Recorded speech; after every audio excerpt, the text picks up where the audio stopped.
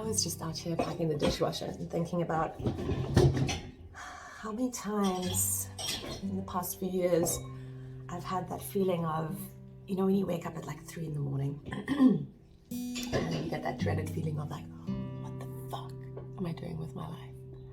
And I was just thinking that I haven't had that in so long. That like really deep fear of like really just feeling lost. And I think that comes down to having a focus and like not making that focus my work, because that's what I did for a really long time. I made my work my focus, and my work is still my focus, but it's not my main focus. So with studying the fourth way through Russell A. Smith's book, The Blueprint to Consciousness, I feel like I'm always on path. Like I don't feel like I'm just like trying to find some like quote on Instagram to like hook onto, or do you know what I mean? Anyway, so I feel like that's made a huge impact in my life. And then another point of focus that I've made a lot of progress on and been putting a lot of attention on is not feeling urgent. Like for the longest time I've just like put myself into these like urgent situations, like everything's urgent, I have to do everything really quickly. And that's no longer the case. Like I feel like I'm now just letting things unfold, and it's a good feeling, and I want to share that with other people. I want people to know that there's another way of living your life, you know. I was even still feeling urgent when I was not drinking coffee, because I quit drinking coffee about, I don't know, like 3 or 4 years ago now. This is matcha. Can you see it? Will I spit it? Yes, I will. Anyway, My friend Jess and I could talk about tea all day long.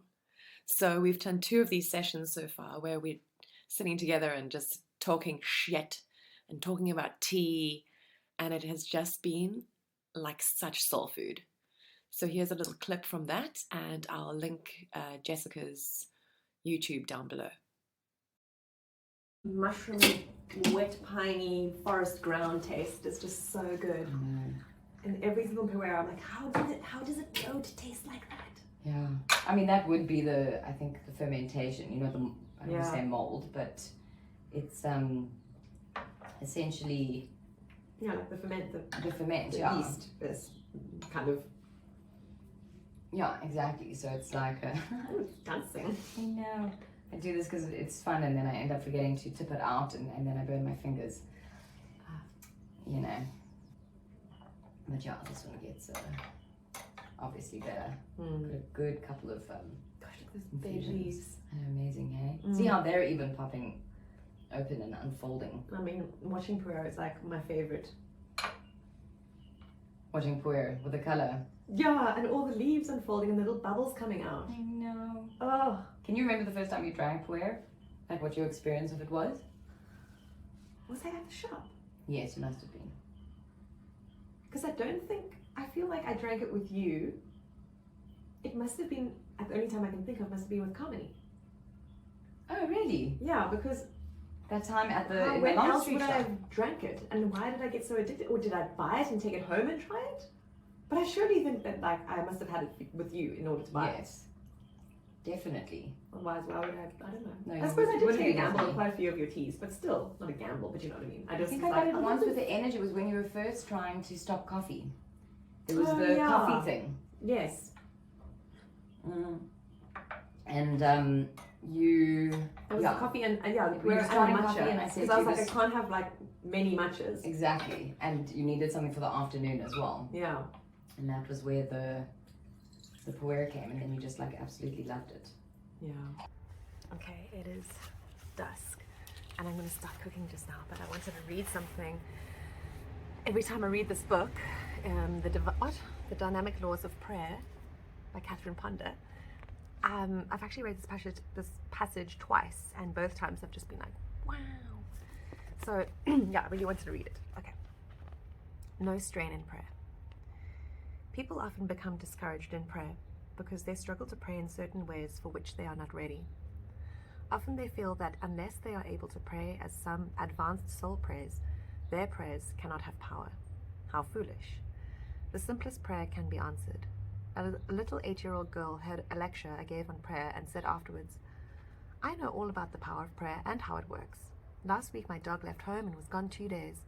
He had never done that before, and I was afraid he would never return, until I remembered the power of prayer. Then I went out, sat in my swing, and prayed for him to come home. In a few minutes my dog came running into the yard and was very glad to see me." You unfold in prayer power gradually, normally, naturally, as you are ready for it. You do not have to strain. In fact, strain defeats prayer. I underline that. Even though your growth sometimes seems gradual, even slow, that is the normal way. Forced growth can bring a negative reaction. All spiritual advancement comes in phases of normality. There is nothing strange, odd, or abnormal about prayer power. It is an easy, natural, normal process. You can always get results. So underline that. Right where you are at your present level of understanding through prayer. You have all the prayer power you need right now to meet life victoriously. This is Silvermine. This is the walk we like to do. Sky is being particularly rad right now. It's been supposed to be storming this whole week, but it hasn't really. It's been a little cold, but it hasn't really rained as much as I thought it would. Like a Jean's laughing at me, video diaring. But yeah, it's really beautiful up here. It's one of our favorite places. And we've been coming here since we started dating in 2009.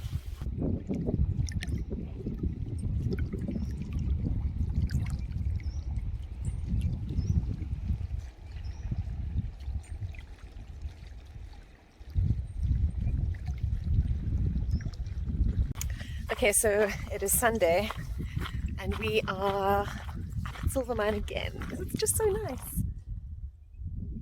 It's so beautiful here, my God. So yeah, we're just walking the dogs and we had a nice morning of doing some like a test of DIY on the parquet floor in the back room. And I sold my bed. That was quite cool. I had a beautiful vintage brass bed. So that, oh God, I mean, look at this. Magical. Yeah, and then our friend Seppo is coming to visit us later. And I don't feel as tired as I was feeling at the end of this week. At the end of the work week, I was feeling quite tired. I don't feel like I don't feel so tired anymore. Still a bit like slow, but yeah, in a space of appreciating it rather than like trying to change anything. So yeah. Much has been written about man having 4 bodies, written by folks who were influenced by religion or metaphysics. Let me explain. In religion, man has 4 bodies: physical, natural, spiritual, and divine. In metaphysics, man has 4 bodies: physical, astral, mental, and causal. But in Gurdjieff's model, man only has 3 bodies: physical, Kesdjan, and higher being. Why are religion and metaphysics different from Gurdjieff? Well, hold up 4 fingers. How many spaces do you see? Eureka! There are only 3 spaces. Bodies are in the spaces, not at the fingers. I was like, sure, I'm not ready for that. Just getting some footage for my video diary. Oh, yay. Yes. Are you doing a video diary? I am. Thank you so much for watching. I really enjoyed putting this together, and I'm already putting together next week's one. So yeah, hit the bell, subscribe, like. Bye.